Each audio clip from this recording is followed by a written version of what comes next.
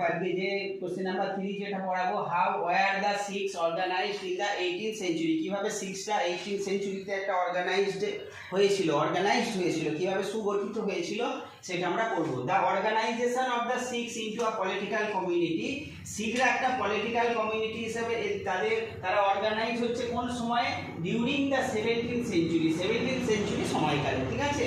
তাহলে the organisation of the Sikhs into a political community during the 17th century, হ্যাঁ, help in regional state building in Punjab. কোন জায়গা regional স্টেটগুলো নিয়ে তৈরি করেছিল? পাঞ্জাবের। এবং শিখরা কোন জায়গায় তাদের মানে এস্টাবলিশমেন্ট হয়েছিল শিখদের? না হচ্ছে পাঞ্জাবে। বলো কোথায়?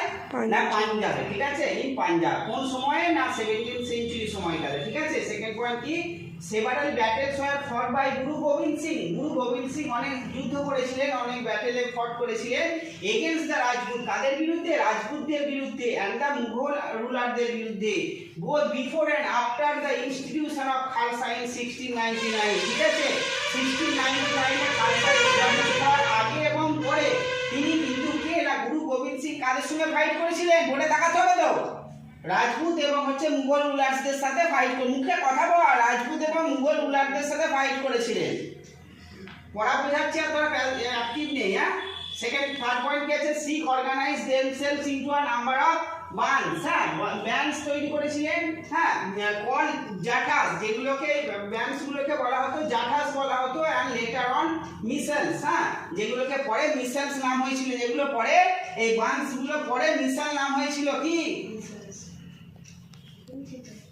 বলছে their combined forces were known as grand army. তাদের এই শিখদের কম্বাইন্ড ফোর্স কি নামে পরিচিত ছিল? গ্র্যান্ড আর্মি বা হচ্ছে দাল খালসা। মুখে জোরে কথা বলতে হবে, গ্র্যান্ড আর্মি আর দাল খালসা।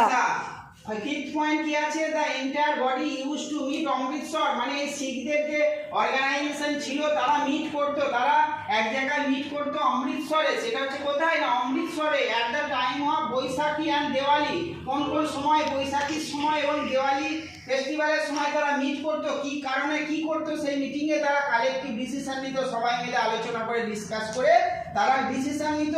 কিভাবে? হ্যাঁ, কিভাবে decision?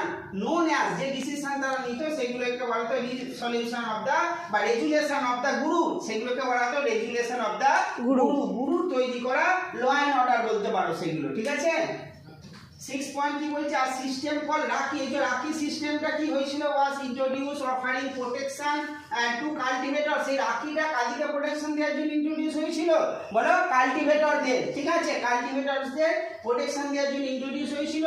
On the payment of tax of 20% of the produce, এবং এইটা মানে কাল্টিভেটররা যে প্রোডাকশনটা করতো তার 20% ট্যাক্স কিন্তু তাদেরকে দিতে হতো, ঠিক আছে। লাস্ট পয়েন্ট কি আছে? Guru Gobind Singh had inspired the Khalsa, তিনি এই খালসা দ্বারা ইন্সপায়ার হয়েছিলেন with the belief that their destiny, হ্যাঁ, ওয়াজ টু রুল, এবং তিনি যেটা করেছিলেন তার লক্ষ্যটাই ছিল কি? রুল করা, যার মানে হচ্ছে রাজ করেগা খালসা, ঠিক আছে।